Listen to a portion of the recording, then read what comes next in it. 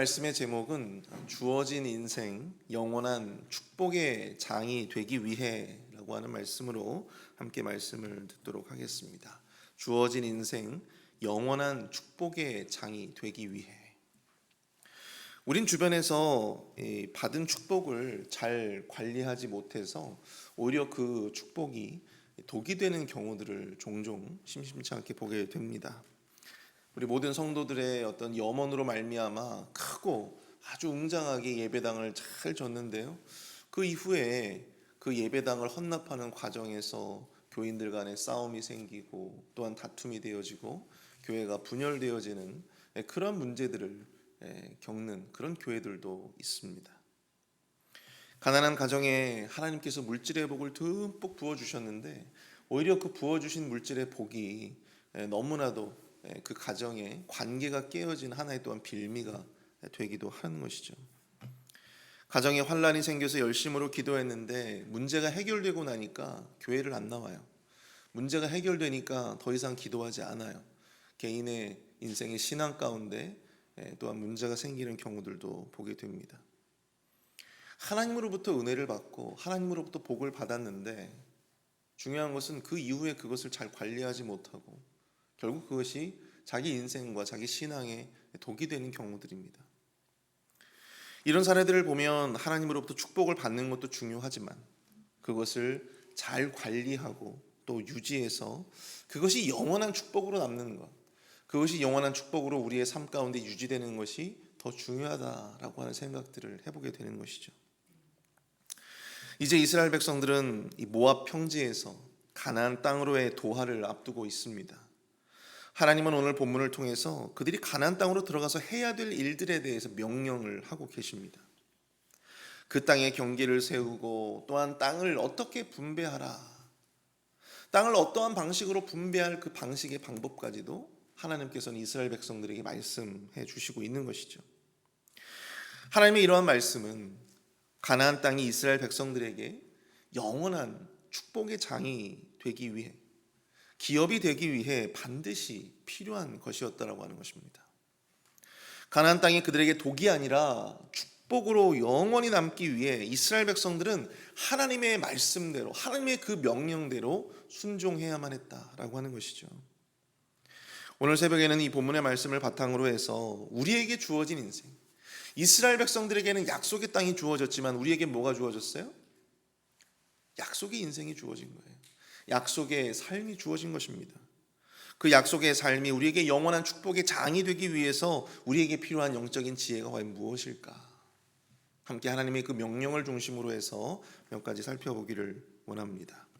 첫 번째, 주어진 인생 영원한 축복의 장이 되기 위해 우리는 언제나 거룩함과 순결함을 유지해야 한다고 하는 것입니다.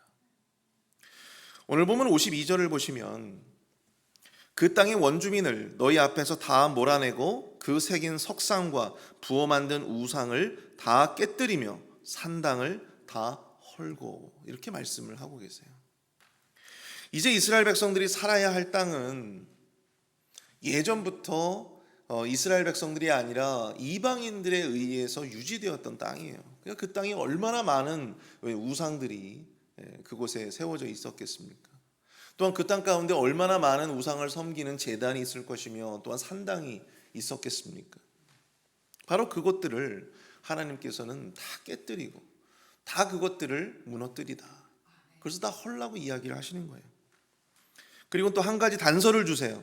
55절인데요, 너희가 만일 그 땅의 원주민을 너희 앞에서 몰아내지 아니하면 너희가 남겨둔 자들이 너희의 눈에 가시와 너희의 옆구리에 찌르는 것이 되어 너희가 거주하는 땅에서 너희를 괴롭게 할 것이요. 여러분들, 이 눈이라고 하는 것이 우리에게 정말로 민감하고 중요한 기관이지 않습니까? 근데 그곳에 여러분 아주 작은 먼지, 아주 작은 티 하나만 들어가도 어때요? 눈이 따갑고 아프지 않습니까? 근데 눈에 가시라니, 아무리 작은 것이라도 여러분들 우리 눈에는 굉장히 큰 고통일 수밖에 없는 거예요. 이 말씀은 아무리 미미하다고 해도 이 가나안 족속들을 가나안 땅에 남겨두었을 때 하나님의 말씀대로 가나안 땅에서 가나안 족속들을 다 몰아내고 다 물리치고 그러지 아니하고 일부라도, 아주 작은 일부라도 그들을 남겨놓았을 때 바로 이스라엘 백성들이 입을 피해에 대해서, 고통에 대해서 이야기하고 있는 것입니다. 그 족속들은 이스라엘 백성들에게 아주 두고두고 화근이 될 것이고 두고두고 고통이 될 것입니다. 하나님의 명령을 불순종한 대가를 두고두고 그것을 감당하며 살게 될 것이다 라고 하는 하나님의 경고인 것이죠. 그리고 이 말씀은 훗날 여러분들이 이제 사사시대 사사기를 읽어보시면 그 말씀대로 이스라엘 백성들이 어느 민족들에게 고통을 당합니까? 그들이 남겨두었던 가나안 족속들에 의해서 차례차례 고통을 당하게 되는 거예요. 남겨진 이방인들과 그들의 문화는 오히려 이스라엘 백성들을 우상 숭배의 죄로 물들이고 그 결과 하나님의 진노의 징계를 그들이 받게 되었다라고 하는 것입니다. 이스라엘 백성들이 남겨둔 이방 족속들과 그들의 문화로 말미암아 이스라엘 백성들은 이루 말할 수 없는 고통을 사사시대에 경험을 하게 되었습니다. 사랑하는 성도 여러분, 우리의 삶에도 눈의 가시와 같은 죄가 있습니다. 작고 사소해 보여도 여러분들 죄는 죄인 거예요. 아무리 작은 것이라 할지라도 불순종은 불순종인 것입니다. 우리는 가볍게 생각하고 넘기는 것들이 있어요. 그게 뭐가 이렇게 크게 큰 문제가 될까? 근데 여러분, 바로 그러한 작은 문제들이 하나님으로부터 받은 이 주어진 우리의 인생을 영원한 축복의 장이 되지 못하게 만드는, 그 축복이 오히려 독이 되게 만드는 하나의 화근이 될 수 있다고 하는 사실을 여러분들이 이 말씀을 통해서 우리가 깨달을 수 있게 되기를 축복합니다. 반드시 그 작은 죄악들, 반드시 그 작은 허물들을 여러분 우리는 가볍게 간과해서는 안 된다라고 하는 것이죠. 작은 것 하나라도 하나님 앞에 회개함으로 우리가 정결하고 보다 더 거룩하고 순결한 삶을 살기 위해 노력해야 하는 것입니다. 그렇게 될 때에 우리는 하나님이 약속하신 이 약속의 복들, 하나님께서 오늘 약속하고 계시는 그 약속의 복들을 우리가 영원히 누릴 수 있게 되는 것입니다. 아무쪼록 우리의 삶에 이 거룩함과 정결함을 잘 유지해서 하나님이 예비하신 그 복들을, 우리 여러분들의 인생을 통해서 하나님께서 예비하신 그 복들을 하나하나 두고두고 다 누리시는 저와 여러분 될 수 있기를 축복합니다. 두 번째로, 주어진 인생 영원한 축복의 장이 되기 위해 우리는 하나님의 말씀의 경계 안에 거해야 한다는 것입니다. 주어진 인생 영원한 축복의 장이 되기 위해 우리는 하나님의 말씀의 경계 안에 머물러야 한다는 것이죠. 우리가 읽은 민수기 34장 1절부터 12절까지의 말씀을 한번 보십시오. 여기를 보시면 하나님께서 이스라엘 백성들에게 주신 가나안 땅의 경계가 분명하게 드러납니다. 여러분, 하나님께서 우리에게 약속하신 그 축복은요, 그냥 추상적으로 우리에게 주시는 말씀이 아니에요. 하나님이 주시는 그 말씀의 복은, 하나님이 주시는 여러분들 가운데 예비하신 하나님의 복은 굉장히 구체적입니다. 굉장히 구체적이에요. 여러분, 하나님께서 약속의 땅 가나안 땅을 주신다고 했는데 하나님께서는요 그 경계까지도 아주 구체적으로 마련을 하고 계심을 볼 수가 있어요. 그래서 여러분, 우리가 기도할 때 어떻게 기도해야 돼요? 하나님 앞에 구체적으로 기도해야 되는 거예요. 그냥 뭐 두루뭉실하게 그렇게 기도하면 안 되고, 하나님 우리에게 복을 주십시오, 그렇게 두루뭉실하게 기도하는 것이 아니라 구체적으로 기도하실 수 있기를 축복합니다. 하나님은 우리에게 부어주시고자 하시는 그 약속의 복들을 그 경계까지도 분명하게 계획하시고 섭리하시는 분이십니다. 근데 여러분 보세요. 하나님이 약속해 주신 이 사방의 가나안 땅들은 이제 이스라엘 백성들이 차근차근 정복의 전쟁을 통해서 차근차근 쟁취해서 얻어낼 땅들이었습니다. 그리고 하나님이 약속하신 이 모든 땅의 경계는 나중에 이제 다윗과 솔로몬 시대에 가면 그 경계가 어느 정도 하나님의 말씀대로 성취가 됩니다. 하나님이 주시겠다 약속하신 그 땅들을 어느 때예요? 다윗과 솔로몬 왕 시대에 어느 정도 그것을 회복하게 되어진다라고 하는 것이죠. 사실 이스라엘 백성들의 이런 전체 인구에 비해서 이들에게 주어진 땅은 그렇게 작은 땅이 아니었어요. 그런데 여러분들이 이스라엘의 지도를 잘 보시면 아시겠지만 그 땅에는 유다 남쪽에 있는 유다 땅은요 굉장히 넓습니다. 굉장히 커요. 그런데 뭐 단지파라든지 또한 어떤 지파들은 굉장히 작은 땅이에요. 비교해서 봤을 때. 여기서 우리가 주목해야 될 것은 그 땅의 사방의 경계가 분명하고 또 그 경계 안에서 하나님께서 그것을 허락하셨다라고 하는 것입니다. 하나님은 이스라엘 백성들이 밟는 모든 땅을 주신 것이 아니라 분명한 경계의 땅을 말씀해 주시고 또 그들에게 주시고자 하셨다라고 하는 것이죠. 그들에게는 넘지 말아야 할 분명한 뭐가 있었어요? 경계선이 있었다라고 하는 것입니다. 하나님의 말씀대로 이스라엘 백성들은 믿음으로 그 땅을 취하고 그 안에서 하나님의 보호를 받으면서 살아갈 수 있었습니다. 그런데 바로 그 경계선 바깥에는 무엇가 있습니까? 수많은 이방의 세력들과 타락한 문화가 그들을 위협하고 있었다라고 하는 것이죠. 그렇기 때문에 이스라엘 백성들은 언제나 하나님이 말씀하신 그 땅의 경계를 지키고 그 안에서 머물러야 했다라고 하는 것입니다. 이를 토대로 우리는 어떠한 영적인 지혜를 발견할 수 있을까요? 우리에게 주어진 인생, 그 인생이 영원한 축복의 장이 되기 위해 우리는 언제나 하나님이 말씀하신 그 말씀의 경계 안에 머물러야 한다라고 하는 것입니다. 하나님의 말씀이 우리의 인생의 기준이 되고요. 하나님의 말씀이 우리 인생의 척도가 되어야 된다는 거예요. 그럴 때 비로소 우리는 하나님의 보호 가운데, 하나님의 인도하심 가운데 우리는 자유를 누리며 우리 인생을 더욱더 복되게 가꾸어 갈 수가 있는 것입니다. 여러분 성경에 보면 시므이라고 하는 사람이 있습니다. 이 시므이라고 하는 사람 여러분들 잘 아시죠? 압살롬의 난 때 다윗이 아들을 피해서 도망을 가게 되잖아요. 그런데 그때 그 도망가는 다윗을 보면서 막 저주하고 그를 비난했던 사람이 바로 시므이였어요. 하지만 다윗은 나중에 자신이 왕궁으로 돌아왔을 때 시므이를 죽이지 않습니다. 그런데 다윗에 이어서 왕이 된 솔로몬이 이 아버지를 저주한 이 시므이를 죽이는 대신에 그의 주거지를 예루살렘으로 제한을 시켜버립니다.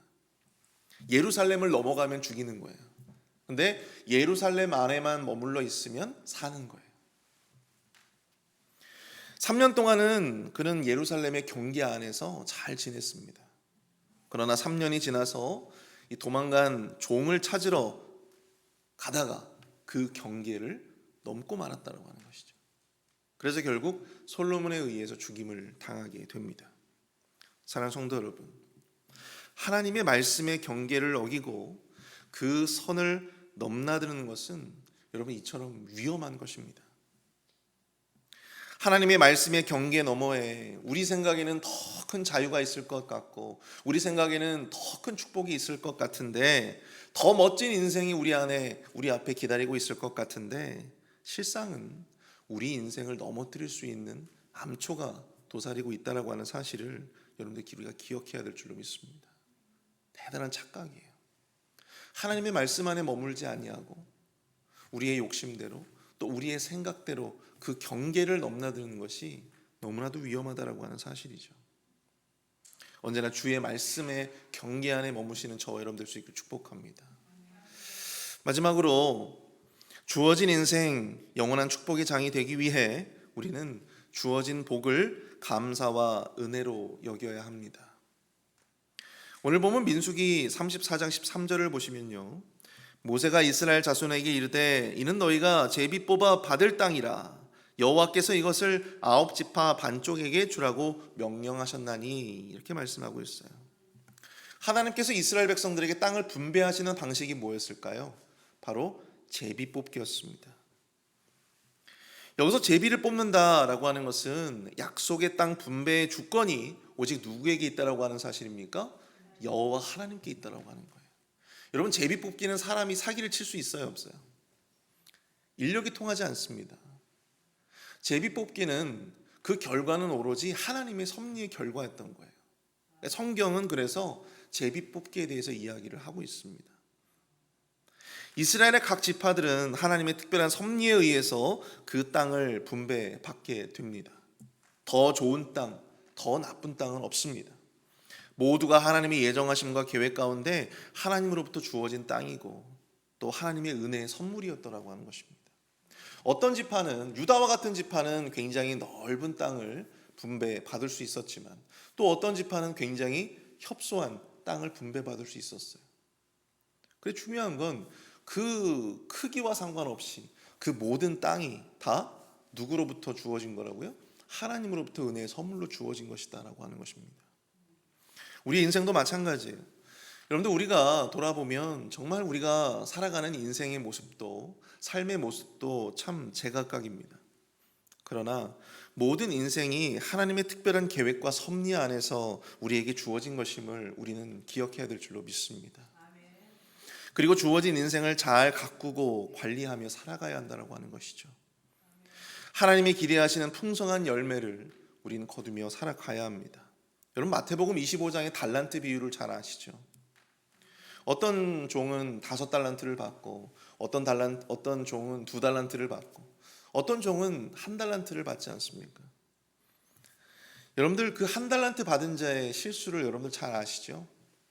여러분, 우리는 1달란트 받은 자의 실수를 반복해서는 안 됩니다. 우리가 받은 것이 어느 정도인지는 중요하지가 않습니다. 그것을 과연 우리가 어떻게 활용하는가. 여러분, 달란트 비유를 보시면 5달란트 받은 사람이 몇 달란트를 남겼어요? 5달란트를 남기고 2달란트 받은 사람은요? 2달란트를 받았어요. 2달란트 받은 사람은 어쩌면 그런 생각이 가졌을지 몰라요. 나한테도 3달란트만 더 주면 5달란트가 될 텐데. 그런데 이 2달란트 받은 사람이요, 열심히 그걸 가지고 장사를 해서 2달란트를 더 남깁니다. 그런데 그 주인이 돌아와서 계수를 했을 때 5달란트를 받은 사람과 이 2달란트를 받은 사람 칭찬의 내용이 어떠냐면요, 똑같아요. 5달란트 남겼다고 이 사람에게 더 많은 칭찬을 해준 게 아니에요. 5달란트 받은 사람이나 2달란트 받은 사람이나 5달란트를 남긴 사람이나 2달란트를 남긴 사람이나 똑같이 그 주인은 착하고 충성된 종아, 똑같이 인정하고 충성했다라고 하는 것입니다. 그게 하나님 나라의 원리인 것이죠. 여러분, 우리가 얼마를 남겼고 우리가 얼마나 받았고 이거는 별로 우리에게 중요하지가 않습니다. 중요한 건 우리가 받은 그 은혜를 우리가 과연 어떻게 여기며 살았느냐, 바로 거기에 있는 것입니다. 사랑하는 성도 여러분, 우리에게 주어진 삶의 모습에 언제나 감사와 은혜로 살아가시는 저와 여러분 될 수 있기를 축복합니다. 약속의 땅에 복되지 아니한 땅은 단 한 개도 없습니다. 단 한 평도 그 땅에 하나님의 은혜로 말미암지 않은 땅은 한 개도 없었다라고 하는 것이죠. 우리 인생도 마찬가지입니다. 복되지 아니한 인생도 없고 또한 모두가 다 복되고 가치 있는 인생이다라고 하는 것이죠. 주어진 삶의 자리에서 주의 영광을 위해 최선을 다할 때 여러분, 하나님께서는요, 우리가 그 안에서 우리가 기쁨으로 또한 은혜와 감사로 여기며 열심으로 살아갈 때 하나님께서는 더 큰 것을 우리에게 주시는 거예요. 더 큰 것을 우리에게 주시는 것입니다. 더 풍성한 상급을 허락하시는 거예요. 중요한 것은 여러분, 우리의 집이 작냐 크냐가 아니에요. 우리 자녀들이 하버드에 갔느냐 못 가느냐 이게 아닙니다. 중요한 것은 하나님이 우리 인생 가운데 함께 하시느냐. 아무리 좋은 집에 살아도, 아무리 대저택에 살아도 그 집안에 하나님이 없으면 어떻게 돼요? 아무 의미 없는 거예요. 우리의 자녀가 하버드를 나오면 뭐합니까? 듀크를 나오면 뭐합니까? 하나님을 알지 못하면 아무 의미 없는 거예요. 여러분들, 사실 약속의 땅은요, 젖과 꿀이 흐르는 땅이라고는 하지만 실상은 가보신 분들은 아실 겁니다. 그 땅은 굉장히 건조하고 척박한 땅입니다. 그럼에도 불구하고 왜 하나님은 그 땅을 젖과 꿀이 흐르는 땅이라고 말씀을 하셨을까요? 바로 그 척박한 땅 가운데 바로 누가 계세요? 하나님이 그들과 함께 하시고 계시기 때문입니다. 땅이 작던 크던 하나님이 함께 하셔야 그곳이 진정한 축복의 땅이 되고 진정한 약속의 땅이 되는 것입니다. 가물 때 하나님께서 비를 내려주시고 또 낮의 해와 밤의 달이 당신의 백성들을 상하지 않도록 지키시고 인도하시는, 또한 보호하시고 섭리하시는, 바로 그것이 약속의 땅이고 바로 그것이 하나님의 땅인 것입니다. 사랑하는 성도 여러분, 우리의 어떤 눈에 보여지는 우리의 삶의 형편과 우리의 삶의 모습에 주목하지 마시고 그 가운데 우리를 변함없이 인도하시고 역사하시는 그 하나님을 주목하시는 저와 여러분 될 수 있기를 축복합니다. 우리의 인생의 겉모습만을 보지 마시고 우리와 함께 하시는 하나님의 보호하심과 섭리를 바라보며 감사와 또한 그 은혜에 감사하며 나아가시는 저와 여러분 될 수 있기를 축복합니다. 그럴 때 그것이 바로 진정한 우리의 약속의 삶이고 또 젖과 꿀이 흐르는 영원한 축복의 삶, 영원한 축복의 장이 되어지는 우리의 인생, 우리의 삶이 되어질 줄로 믿습니다. 기도하겠습니다. 우리 이 시간 함께 말씀을 생각하면서 함께 기도하겠는데요. 주님, 우리에게 주어진 약속의 삶, 그 삶이 영원한 축복의 장이 되게 하기 위해 우리 안에 또한 작은 죄라 할지라도 가볍게 여기지 아니하고 언제나 거룩함과 순결함으로 살아갈 수 있도록 인도하여 주옵소서. 또한 주의 말씀을 우리의 삶의 경계선으로 삼게 하여 주시고 그 너머를 욕심내지 말게 하여 주시며 언제나 주님의 뜻 안에 머무는 인생이 되게 하여 주옵소서. 또한 주어진 삶 속에서 주님과 함께 만족하며 또한 주님이 주시는 복을 온전히 누리는 인생을 살게 해달라고 이 시간 함께 우리의 마음을 모아서 합심해서 함께 기도합니다. 사랑하는